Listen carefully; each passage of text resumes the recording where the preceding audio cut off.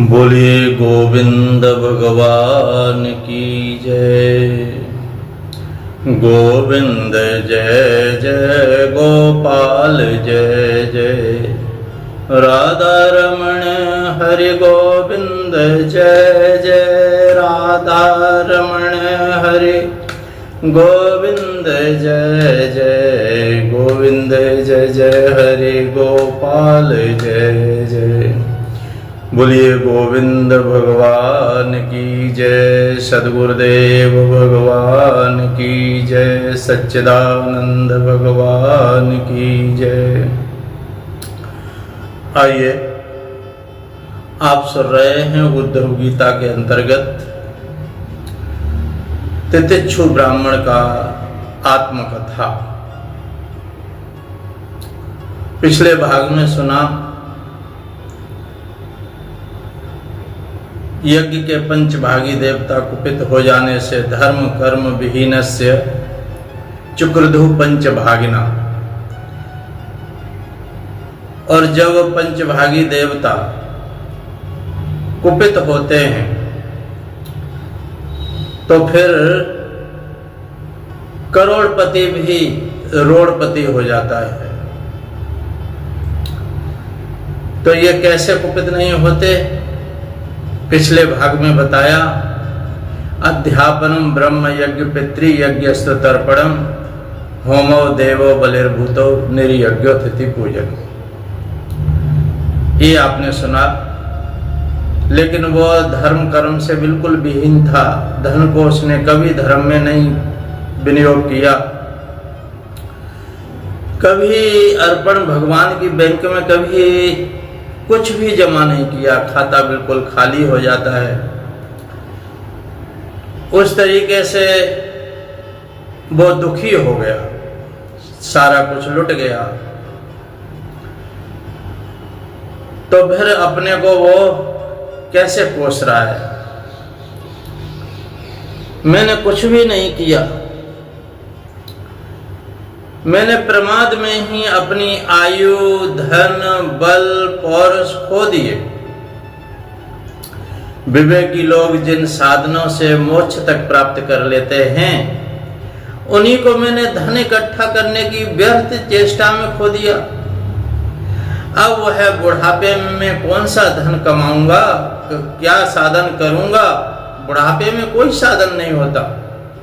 मुझे मालूम नहीं होता कि बड़े बड़े विद्वान भी धन की व्यर्थ तृष्णा से निरंतर क्यों दुखी रहते हैं। ये बड़े बड़े विद्वान भी हो न हो अवश्य ये संसार किसी माया के अंतर्गत, किसी माया का अत्यंत मोहित हो रहा है। ये संसार, यह मनुष्य शरीर काल के विकराल गाल में पड़ा हुआ है। इसको धन से, धन देने वाले देवताओं से और लोगों से, भोग वासनाओं से और उनको पूर्ण करने वालों से तथा पुनः पुनः जन्म मृत्यु के चक्कर में डालने वाले सकाम कर्मों से आखिर लाभ ही क्या है? लाभ ही क्या है जो हमें हमेशा ये हर जन्म मृत्यु के चक्कर में डाल देते हैं। नूनम भे भगवान तुष्ट सर्वदेव मयो हरि एन नीतो दशा में ताम निर्वेदश्चात्मना प्लव।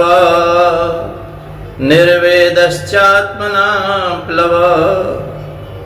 इसमें संदेह नहीं है, कहता है इसमें संदेह नहीं है कि सर्वदेव स्वरूप भगवान मुझ पर प्रसन्न है।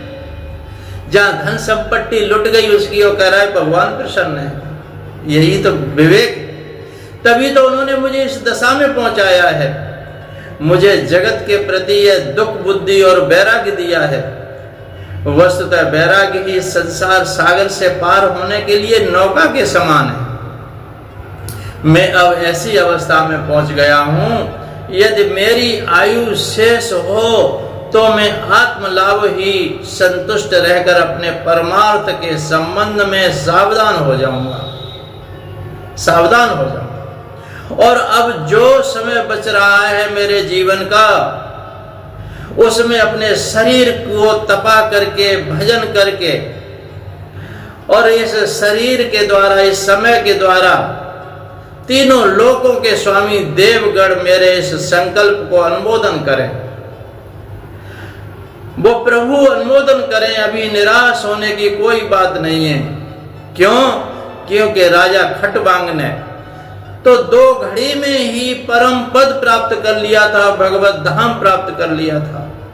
भगवान श्री कृष्ण कहते हैं, उद्धव, उस उज्जैनी निवासी ब्राह्मण ने मन ही मन इस प्रकार निश्चय करके मैं और मेरे पन की गांठ खोल दी। मैं मेरी जन तू करे, मेरी मूल विनाश, मेरी पग का पेंखड़ा, मेरी गले की फांस। मैं और मेरी को खोल दिया उसने। उसके बाद वह शांत होकर मौनी सन्यासी हो गया। अब वह उसके चित्त में किसी भी स्थान, वस्तु, व्यक्ति के प्रति आसक्ति नहीं रही। उसने अपने मन, इंद्रिय और प्राणों को वश में कर लिया। वह पृथ्वी पर स्वच्छंद रूप से विचरने लगा। वह भिक्षा के लिए नगर और गांव में जाता अवश्य था, परंतु इस प्रकार जाता था कि कोई उसे पहचान नहीं पाता। उद्धव जी, वह भिक्षुक अवधूत बहुत बूढ़ा हो गया था। दुष्ट उसे देखते ही टूट पड़ते थे और तरह तरह से उसका तिरस्कार करके उसे तंग भी किया करते थे।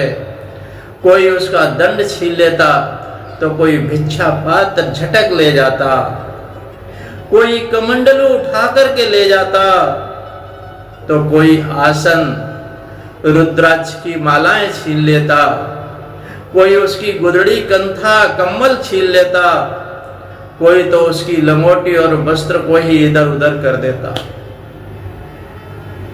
कोई वे वस्तुएं देकर, कोई दिखला कर फिर छीन लेते। जब वह अवधूत मधुकरी मांग करके लाता, भिक्षा मांग करके लाता और बाहर नदी तट पर भोजन करने के लिए बैठता तो पापी लोग कभी उसके सिर पर मूत भी दिया करते थे। कितना दुखी किया लोगों ने, कभी थूक देते थे। वे लोग उस मौनी अवधूत को तरह तरह से बोलने के लिए विवश करते। जब वह फिर भी न बोलता तो उसे मारते भी, पीटते भी। कोई उसे चोर कहकर डांटने डपटने लगता, कोई कहता इसे बांध लो, फिर उसे रस्सी से बांधने लगते, बांध भी लेते थे उसको। कोई उसका तिरस्कार करके इस प्रकार ताना कसते कि देखो इस कृपण ने, इस कंजूस ने धर्म का ढोंग रचा है। अब धन संपत्ति जाती रही, स्त्री पुत्रों ने घर से निकाल दिया, तब इसने भीख मांगने का रोजगार कर लिया है। ओह, देखो तो सही, यह मोटा तंगड़ा भिखारी धैर्य में बड़े भारी पर्वत के समान है। ये बात बिल्कुल सच्ची कहा करते थे। धैर्यवान हो, धैर्य उसके अंदर आ गया। यह मौन रहकर अपना काम बनाना चाहता है। सचमुच है बगुले से भी बढ़कर ढोंगी और दृढ़ निश्चय हो गया है, बगुले जैसा हो गया है। कोई उस अवधूत की हंसी उड़ाता तो कोई उस पर अधो वायु छोड़ देता। जैसे लोग तोता, मैना आदि पालतू पक्षियों को बांध लेते हैं, पिंजड़े में बंद कर लेते हैं, वैसे ही उसे भी वे लोग बांध देते थे, घरों में बंद कर देते। किंतु वह सब चुपचाप सह लेता। उसे कभी ज्वर आदि के कारण दैहिक पीड़ा सहने पड़ती, कभी गर्मी, सर्दी आदि दैवी कष्ट उठाना पड़ता और कभी दर्जन लोग अपमान आदि के द्वारा उसे भौतिक पीड़ा पहुंचाते थे, भौतिक पीड़ा पहुंचाते हैं। परंतु भिक्षुक के मन में इससे कोई विकार न होता। ये बहुत बड़ी बात है सज्जनों। वह समझता कि यह सब मेरे पूर्व जन्मों के कर्मों का फल है और मुझे अवश्य भोगना ही पड़ेगा। अगर इतनी बात सभी के अंदर आ जाए कि मेरे पूर्व कर्मों के फल से ही दुख सुख मिलते हैं, तो कोई किसी को दोष देने वाला ही नहीं है। यद्यपि नीच मनुष्य तरह तरह के तिरस्कार करके उसे उसके धर्म से गिराने की चेष्टा किया करते, फिर भी वह बड़ी दृढ़ता से अपने धर्म पर स्थिर रहता, सात्विक धैर्य आश्रय लेकर कभी कभी ऐसे उद्गार प्रकट करने लगता। ध्वज कभी कभी ऐसे उद्गार कि जो समझने वाले हैं, अपने जीवन में धारण करने वाले हैं। नायम जनों में दुख सुख हेतु न देवतात्मा ग्रह कर्म काला, मना परम कारण मनंती संसार चक्रम परवर्तयेदयत्। ब्राह्मण कहता, मेरे सुख अथवा दुख का कारण न ये मनुष्य हैं, कोई मेरे दुख सुख का कारण नहीं है, न देवता है, न शरीर है, और न ग्रह है, न कर्म है, और न ये काल आदि ही है।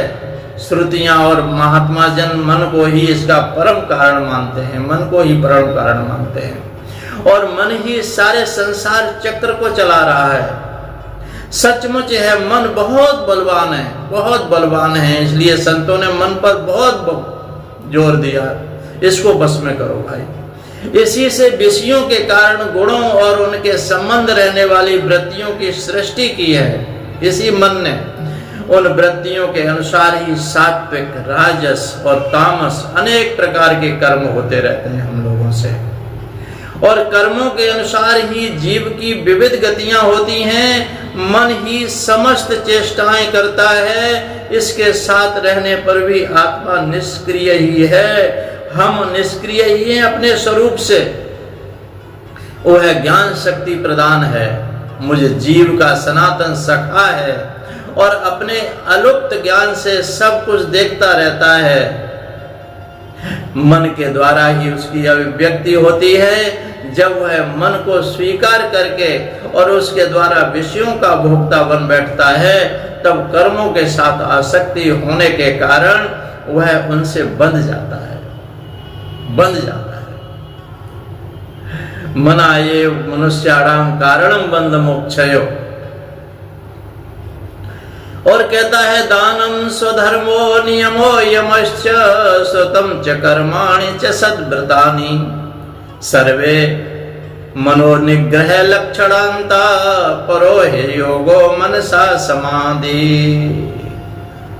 क्या बात है। दानम अपने धर्म का पालन, नियम, यम, वेदाध्ययन, सत्कर्म और ब्रह्मचर्यादि श्रेष्ठ व्रत, इन सब का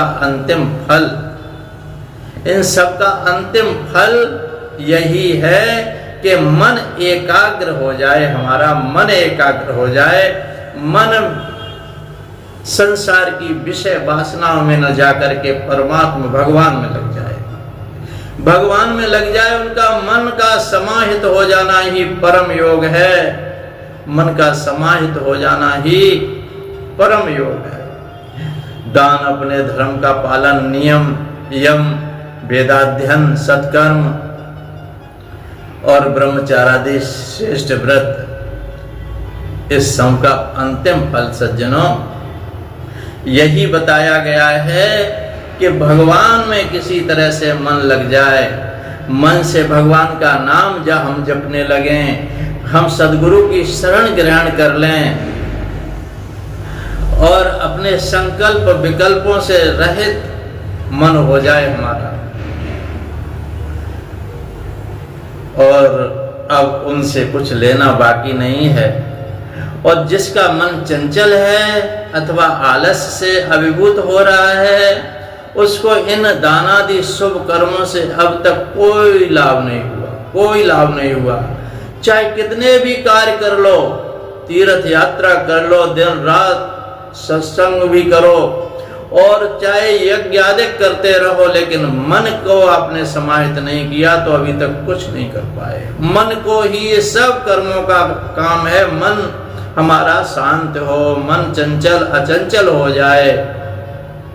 यह मन बलवान से भी बलवान अत्यंत भयंकर देवता है, और जो इसको अपने बस में कर लेता है वही देव इंद्रियों का विजेता बन जाता है। सचमुच मन बहुत बड़ा ही शत्रु है। इसका आक्रमण असह्य है। यह बाहरी शरीर को ही नहीं, हृदय आदि मर्म स्थानों को भी वेदता रहता है। इसे जीतना बहुत ही कठिन है। मनुष्यों को चाहिए कि सबसे पहले इसी शत्रु पर विजय प्राप्त करे, परंतु होता तो यह है कि मूर्ख लोग इसे तो जीतने का प्रयत्न नहीं करते, दूसरे मनुष्यों से झूठ मूठ झगड़ा बगेड़ा करते रहते हैं और इस जगत के लोगों को ही मित्र शत्रु उदासीन बना लेते हैं। इस जगत के लोगों से इस मन को परमात्मा में लगा दो तो कोई राग द्वेष से निवृत्ति हो जाएगी। तो इससे आगे की चर्चा फिर सुनेंगे अगले भाग में। धन्यवाद। इससे आगे का सत्संग प्रवचन अगले भाग में सुनेंगे। आप लोग अगर एकाग्रता से सुनेंगे बहुत ही जीवन में लाभ होगा, बहुत ही जीवन में लाभ होगा। बहुत ही प्रेरणादायक प्रसंग है। ये कथाओं में नहीं सुनाते। बोलो सतगुरुदेव भगवान की जय, सच्चिदानंद भगवान की जय। जय जय श्री राधे, जय जय श्री कृष्ण। सोहम सोहम सोहम।